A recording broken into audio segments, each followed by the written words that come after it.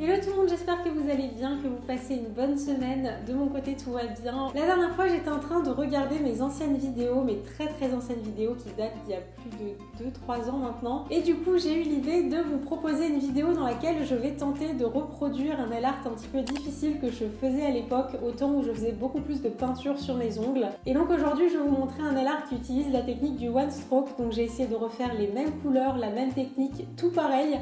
Sauf que c'est 3 ans après. Avant, je pratiquais beaucoup une technique qui s'appelle le one stroke, qui est une technique de peinture anglaise où en fait on utilise un pinceau plat et on va mettre deux couleurs, donc c'est du bicolore et en fait on va dessiner des pétales. Donc voilà, j'espère vraiment que le concept de cette vidéo va vous plaire. Si c'est le cas, n'hésitez pas à liker la vidéo pour me le faire savoir. Laisse sans plus tarder avec la suite. Alors pour commencer, j'ai ressorti mon gros carton de peinture acrylique dans lequel j'ai gardé pas mal de peintures de plusieurs marques. Donc j'ai PBO, de la Polycolor et d'autres marques, et ça faisait très longtemps que j'avais pas sorti mes peintures acryliques, du coup je savais pas du tout si elles étaient encore utilisables, si elles n'avaient pas séché dans le flacon. Donc j'ai ouvert quelques tubes, pour certains ça semblait mal parti, pour d'autres ça avait l'air d'être encore bon.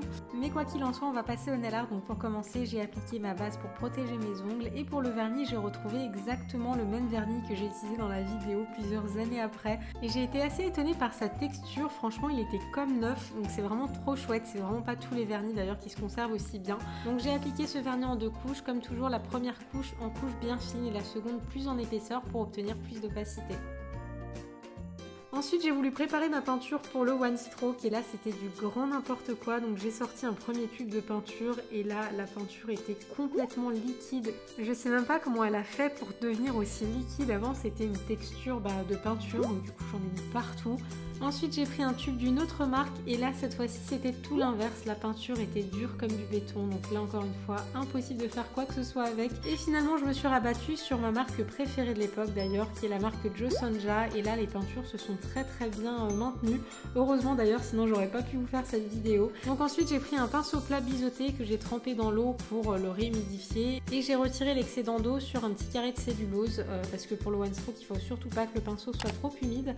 Ensuite j'ai trempé la moitié de mon pinceau dans la peinture blanche et l'autre moitié dans le violet, et j'ai dégradé ces couleurs sur ma palette. Et ça paraît pas comme ça, mais le fait de dégrader ces couleurs sur ma palette, ça m'a rappelé énormément de souvenirs, puisqu'il y a quelques années je faisais également de la formation et donc j'apprenais cette technique à des élèves. Donc j'ai vraiment essayé de reproduire au mieux le motif de la vidéo. Ça faisait des années sincèrement que j'avais pas fait de one stroke, que j'avais pas fait travailler mes pinceaux, et c'était vraiment un plaisir de recommencer et de voir que finalement j'avais pas tout perdu, tout oublié. C'est peut-être un petit peu comme le vélo, finalement ça s'oublie pas en 2 secondes. Après je vais pas vous le cacher, j'étais pas du tout aussi à l'aise que quand je pratiquais la technique très souvent, mais en tout cas voilà, ça ressemble quand même à quelque chose, et je suis sûre qu'en me réentraînant encore et encore, je pourrais refaire un petit peu de peinture sur mes ongles.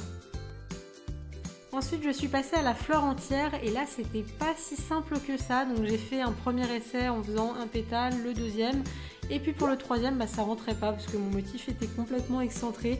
J'avais oublié à quel point c'était difficile de bien placer son motif sur son ongle. Donc là j'ai fait un deuxième essai, et au bout du deuxième pétale je me suis rendu compte que pareil ça rentrerait pas sur mon ongle. Donc j'ai recommencé pour la troisième fois, et cette fois-ci c'était la bonne. J'ai réussi à faire rentrer 5 pétales sur mon ongle. En tous les cas une chose n'a pas changé, quand je fais de la peinture j'en mets toujours autant partout. Il y en a autant sur mes ongles que sur mes doigts. Sincèrement quand j'ai de la peinture entre les mains je suis une véritable enfant.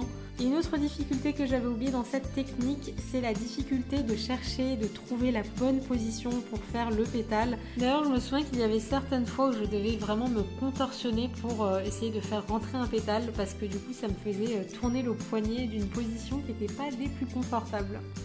Finalement le plus dur dans cette technique c'est vraiment de faire la première couche, puisque c'est à ce moment là qu'on va vraiment mettre tous les éléments en place. À la deuxième il suffit juste de repasser, c'est beaucoup plus simple. Donc voilà ce que ça donne sans les petites fioritures, c'est déjà très joli je trouve. Ça m'avait bien manqué d'avoir des petites fleurs sur mes ongles. Ensuite j'ai pris un pinceau fin que j'ai redilué avec beaucoup d'eau pour obtenir des traits très fins.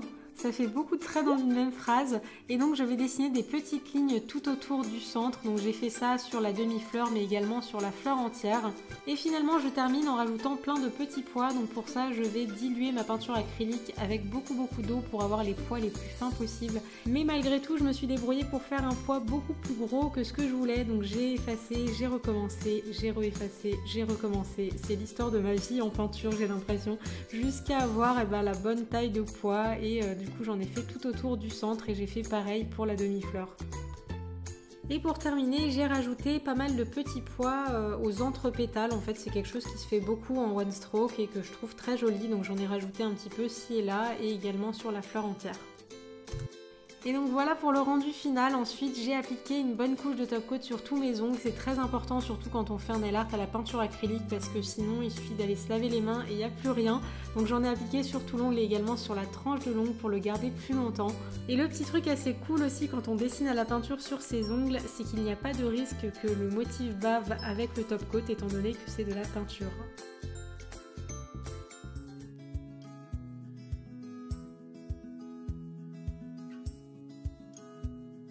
Et voilà pour cette vidéo. Comme vous avez pu le voir, le matériel n'était pas totalement avec moi, mais sinon au niveau de la technique, je pense que j'ai encore ça un petit peu dans les mains. Même si voilà, je sens que le mouvement est beaucoup moins naturel qu'à l'époque. Dites-moi vous dans les commentaires s'il y a des activités, je sais pas, du tricot, de l'équitation, du dessin ou des choses comme ça, que vous faisiez il y a quelques années et que vous arrivez ou que vous n'arrivez plus à faire aujourd'hui. Je serais bien curieuse de voir s'il y a des activités comme ça qui se perdent quand on ne pratique pas. Après, je pense que quoi qu'on fasse à haut niveau, si on l'entretient pas, c'est comme tout, ça se perd un petit peu forcément, mais moi pour vous donner une idée, j'ai fait une bonne dizaine d'années de piano quand j'étais petite et je sais que quand j'ai un piano entre les mains, je suis pas complètement novice, donc voilà, c'est chouette de se dire que quand on a mis des années à apprendre quelque chose, il reste quand même quelque chose. Donc voilà, moi je vous laisse pour aujourd'hui, je vous fais plein de bisous, prenez soin de vous et je vous dis à très vite pour une nouvelle vidéo.